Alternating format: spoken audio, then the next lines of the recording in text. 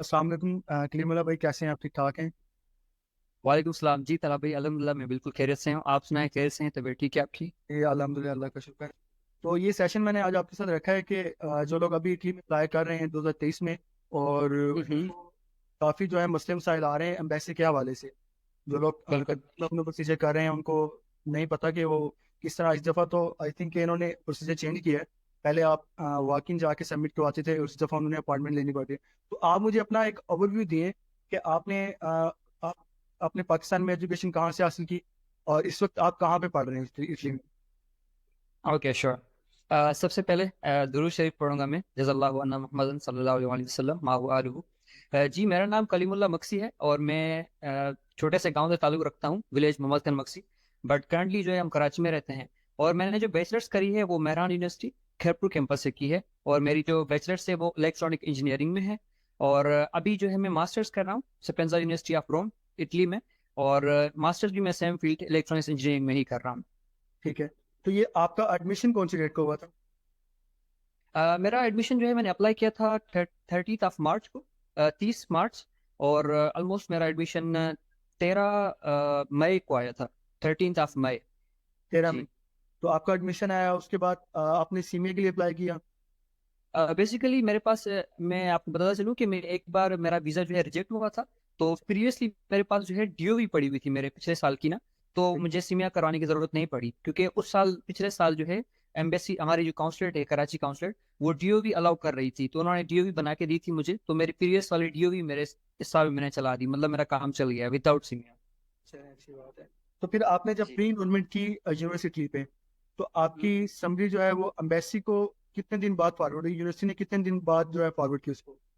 जी बिल्कुल, यहाँ मैं मेंशन करता चलूँ कि मैंने जो है अप्लाई किया था 19 13 को मेरा एडमिशन आया, और मैंने 19 को जो है 19 मई को अप्लाई कर दिया प्री इनरोलमेंट के लिए। फिर जो है लंबा वेट स्टार्ट हुआ, मैं वेट करता रहा, क्योंकि स्पेंसर यूनिवर्सिटी में बहुत सारे स्टूडेंट्स अप्लाई करते हैं, मतलब यू कांट इवन इमेजिन, बहुत सारे स्टूडेंट्स एग्जैक्टली। इंटरनेशनल। तो उसका सीन ये होता है कि वो उनका प्रोसेस थोड़ा स्लो भी होता है।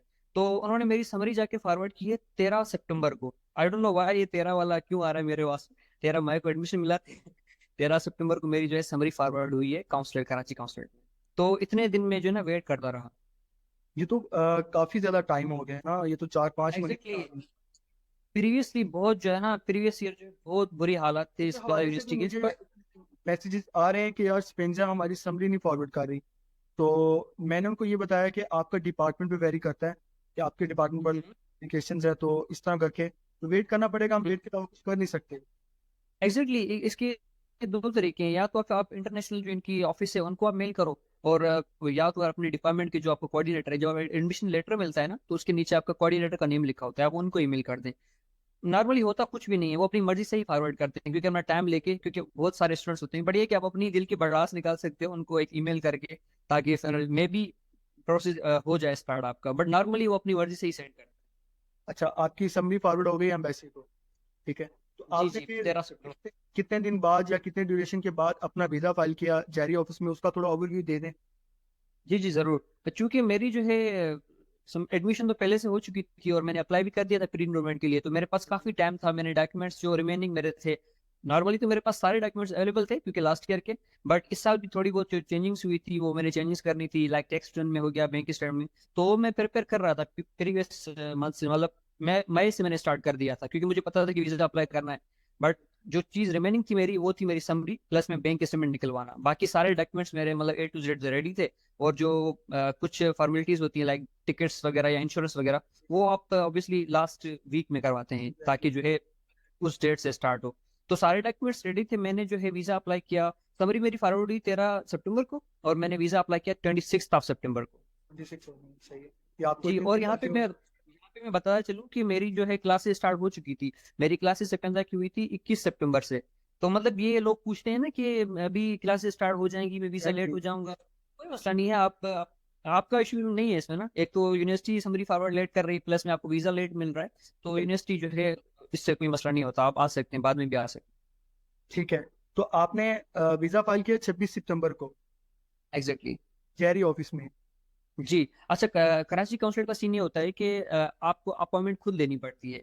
और हम डायरेक्ट काउंटर पे जाके डॉक्यूमेंट सबमिट नहीं कराते। जेरीज एक थर्ड पार्टी है, जेरीज में ऑफिस में हम अपॉइंटमेंट लेते हैं और वहाँ पे हम अपने डॉक्यूमेंट्स, अपनी फाइल जो पूरी रेडी करके जाते हैं। तो फिर वो उसको पूरा रिव्यू करते हैं कि क्या क्या डॉक्यूमेंट्स लेके आए, कुछ डॉक्यूमेंट मिसिंग तो नहीं है। अगर मिसिंग होता है तो उसी वक्त बताया है कि आपका ये डॉक्यूमेंट मिसिंग है, आप लेके आए।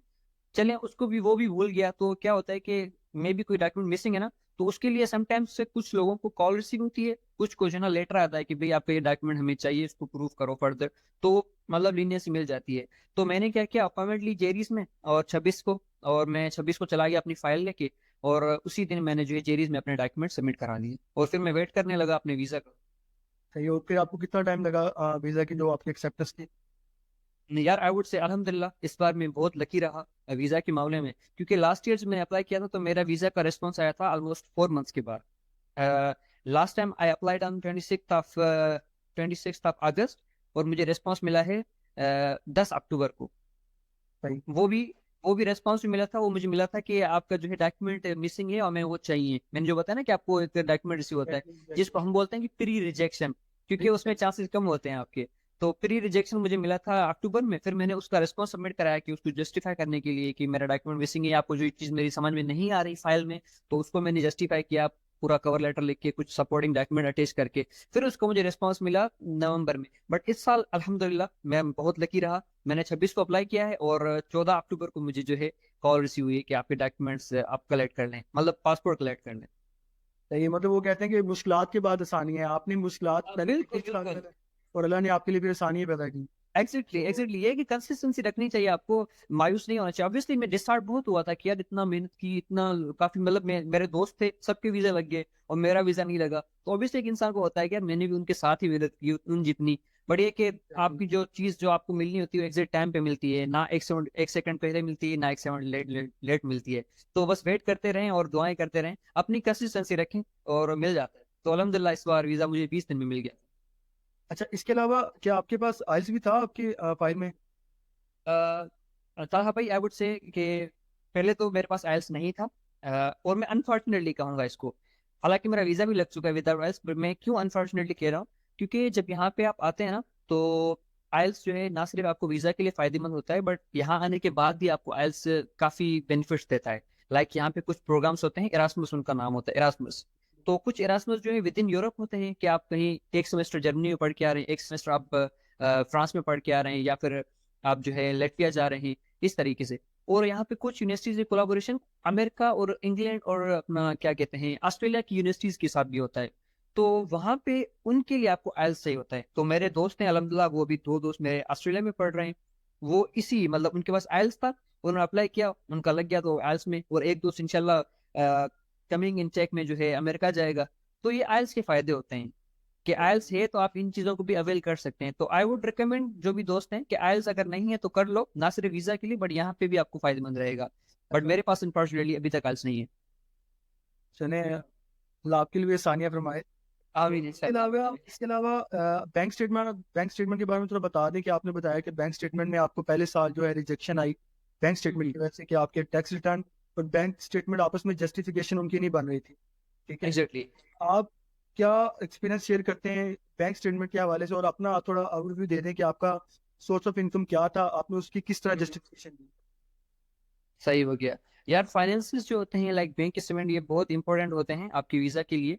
तो फर्स्ट टाइम जो मेरा वीजा रिजेक्ट हुआ था उसमें सीन ये था कि मेरी बैंक स्टेटमेंट तो ठीक है पूरी थी, 13 लाख और समथिंग थी, क्योंकि उस वक्त इतनी रिक्वायर्ड थी, करेंसी सही चल रहा था, वैल्यू सही थी। तो मैंने वो बैंक स्टेटमेंट दिखा दी 13.5 लाख के करीब करीब ना। तो उसको जस्टिफाई करने के लिए हमें कुछ डॉक्यूमेंट सपोर्टिंग देने होते हैं और कुछ जो है टेक्स्ट रिटर्न वगैरह। तो मेरे टेक्स्ट रिटर्न में मेरा सोर्स ऑफ इनकम क्या था, जस्ट मेरे फादर की सैलरी थी, और मेरा कुछ भी वहां पे शो नहीं हो रहा था। तो आप खुद सोचें कि जिसके source of income just salary है और उसकी सालाना इनकम जो है 8 लाख है, और वो यहाँ पे बैंक स्टेटमेंट शो करा रहा है 13 लाख की, तो ऑब्वियसली ये बड़ा भंड कह सकता हूँ इसको। सही बात है, ब्लंडर ये तो तो। वो जस्टिफाई नहीं हो रही। चलो मैंने उसको जस्टिफाई करने के लिए कुछ जो है ना गोल्ड की सेल डीड दे दी कि भाई मैंने सेल जो है गोल्ड जो है सेल आउट किया है और मैंने बैंक स्टेटमेंट बनाई है, चलो ठीक है प्रूफ हो गया। बट क्या वो आपका गोल्ड जो है वो टेक्स्ट में मेंशन है? In my case it was not. तो यही था कि मेरे टेक्स्ट बहुत खराब बने हुए थे अनफॉर्चुनेटली, और बैंक स्टेटमेंट तो मैंने सही रखी थी। बट ये है कि आपकी जो बैंक स्टेटमेंट है वो मैच होनी चाहिए टेक्स्ट से। तो बैंक स्टेटमेंट मेरी इस साल जो है अल्हम्दुलिल्लाह मेरी 18 लाख थी। ये मैं इसलिए नहीं करा कि पिछले 13 लाख थे तो इसलिए मेरे रिजेक्ट हुए, नहीं नहीं ऐसा नहीं है। मैंने 18 लाख तो रखी क्योंकि करेंसी की वैल्यू वो हो गई